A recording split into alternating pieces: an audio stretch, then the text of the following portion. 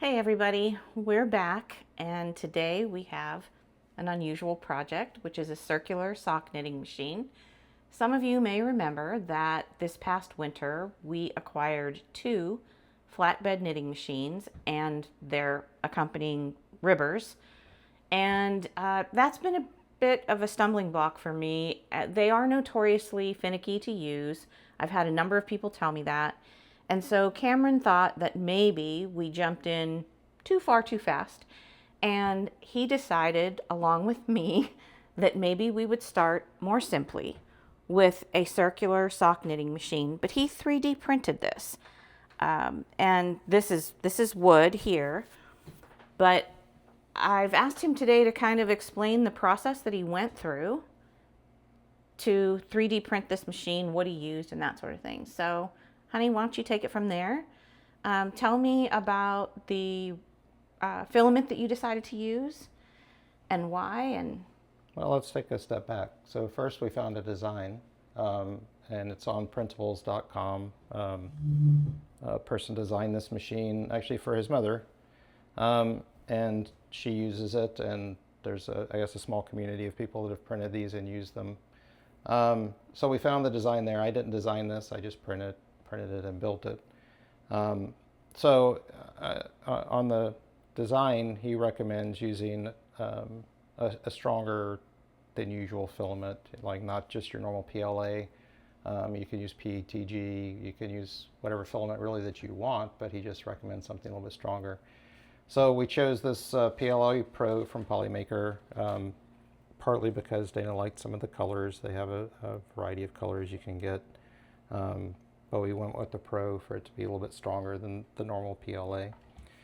And as you can see, we printed it in white and yellow. Actually you can see how much I used here of each. Probably a little bit more than half of the spool of the white and less than half of the spool of the yellow. So, a little less than one whole spool to print this whole thing. Now this doesn't include the ribber. I still have to print that, so that'll take up a little bit more filament as I get that printed. and you said that there are also different cylinders with different numbers of needles. Yes, so the design has 5 different cylinders that are the same size, but they have a different number of needles.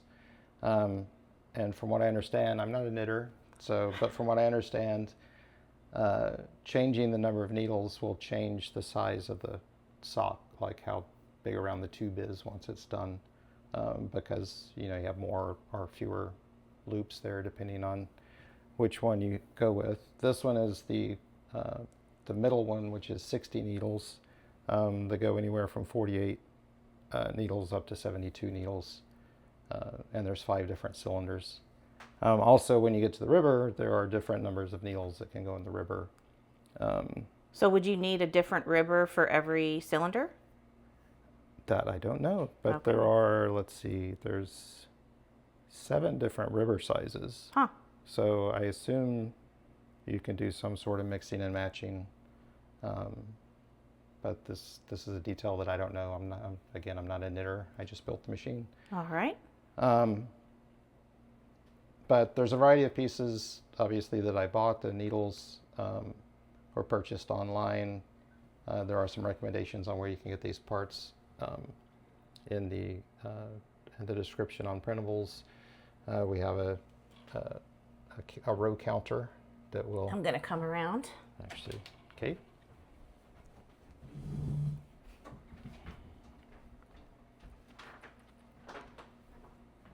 Okay. So we have a row counter that will count as we crank it around. It will count how many rows that you knit. And we're not knitting right now because we're still learning about how to use this machine. You have to have a bonnet or something to get you started. So we need to get that part set up. And might still need to work a little bit on the smoothness. I did do a little bit of sanding. There are a few parts that came out a little bit rough and I had to make some adjustments. But I think it's about ready to try out. Okay. So whenever you get the ribber done, is that when we'll try it? I think we'll try it before the ribber is done. You do? All Yes. right. So this mast you bought this piece and the wire and stuff, right? Right. So still need to figure out exactly how to thread it, but from what I've seen on some videos is that the yarn comes up through this part of the, I'm not sure even sure what this is called, mast, head, Yeah. whatever, through these guides and then over this wire, and you can put some weight in here to adjust the amount of tension, and then it goes down into the machine. And once we kind of figure that out, we'll show that in a video as well. Okay. And this is wood here, right? So Yep. that you mount that to. And this isn't its permanent home. We just mounted it here to show you what it was that he's done. But it does feel like maybe some refinement with sanding. It's still a little rough going around. Yeah, perhaps. Yeah, you need to mount this either to a table that you can cut a hole in, or Okay. like we did, just a half-inch thick piece of plywood that I cut to mount this to, which can then be attached to a table so you can use it. Okay. And I mean, to give a shout out, so I followed, there's a woman online that does a variety of knitting videos called Hella Knits, Okay. and she did a video of how to assemble this and also a video on how to use it. There's a few other videos out there from people showing how to use it as well. So I followed her guides for how to put it together. And they're on YouTube, right? Yes. Okay. Great. All right. Well, more to come, right? Yep. Okay. Thanks, honey. You're welcome.